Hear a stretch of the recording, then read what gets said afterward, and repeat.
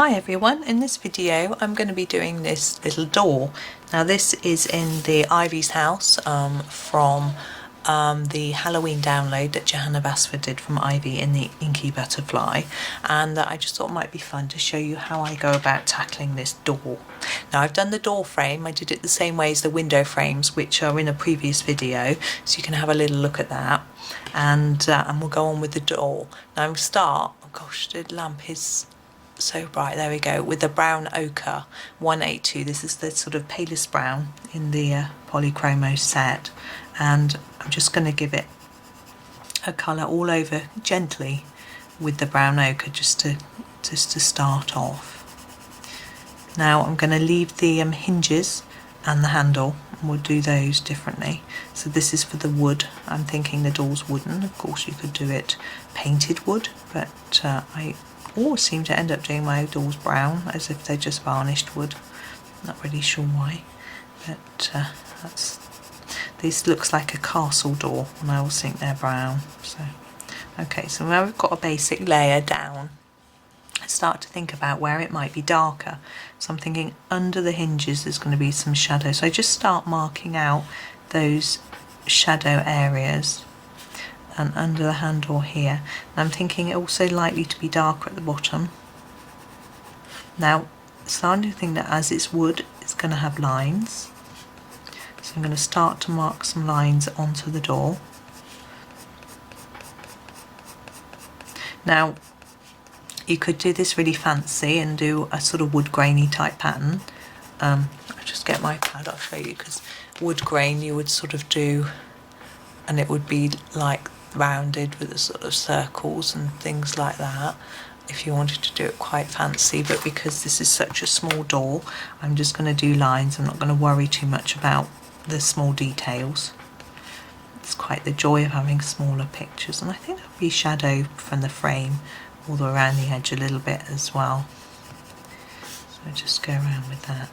Now I've sort of marked that out, I'm going to take a darker shade of brown. Now I'm going to avoid using the Bistra, which is a darker shade, because we used it for the frame. I'm just going to try and take different colours.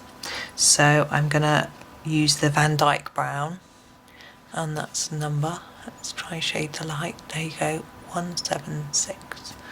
Okay, and I'm going to emphasise these shadows a little bit more with the darker colour.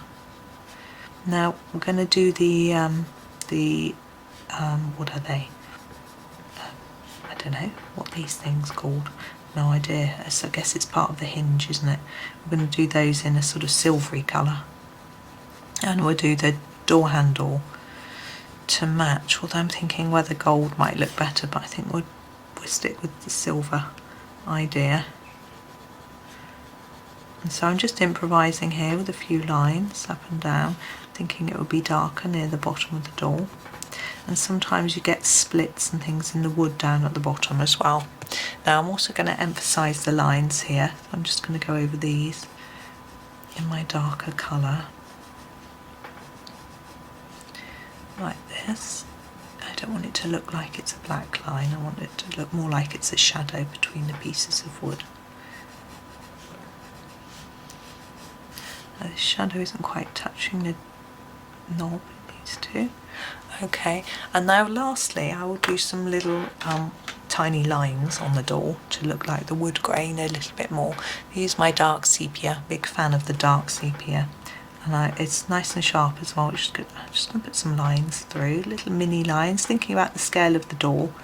It's quite a small door, so it has small lines in the wood, and it just gives it a little bit more of a rustic feel, I think. Put those right through. I've already got emphasise some of these dark lines at the bottom as well.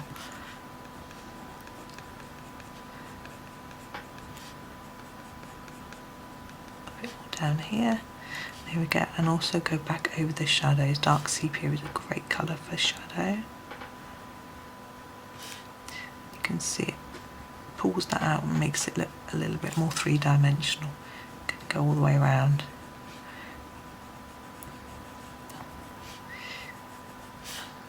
Probably not at the bottom actually. Now we've got the doorstep to do as well. Now we could do that like a doormat with a sort of, but because we've already got quite a lot of brown, it might just look like wood. So I'm thinking we might do that like a stone, perhaps rather like we did the gravestone with the brown, warm greys. So let's have a go with the warm grey 4 and just give it a light colour all over. Now I'm thinking, where's the shadow going to be? Where's the light going to be? Now this bit is going to be darker, and I'm taking it darker in the corners and a little bit lighter on the front. And then I'm thinking the shadow might be nearer to the door and around the edges, perhaps where Johanna's drawn these little lines gives us some sort of guidance as well. So you could do this as a doormat, but as I said, I thought it might look, I've never tried to do a doormat, so it might look a bit woody, not quite work. So you see what I'm doing? I'm just scumbling around some colour and seeing what looks right. And then I'll probably take a slightly darker colour, whoops, knocking the pencils over in their tin, the warm grey 6, and then just take, to emphasise this shadow here a little bit more, and just around these edges, but I'm not pressing very hard, I'm just gently building up the layers. Okay, now we've got the warm greys for our stone, because we do our silver excuse me, we're going to need the cold greys, so it looks a little bit different. So we're going to move on to doing the handle and the these sort of hinge pieces now.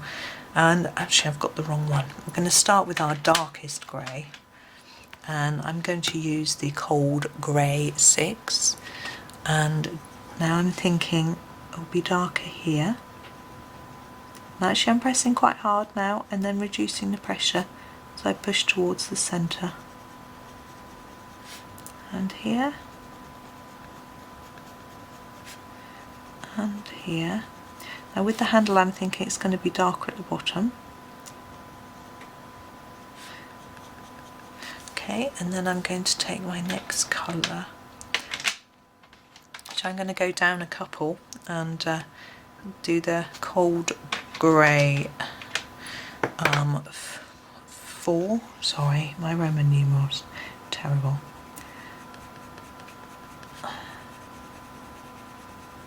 And I'm going to make sure we leave some white so that it looks like we've got some shine. And again here.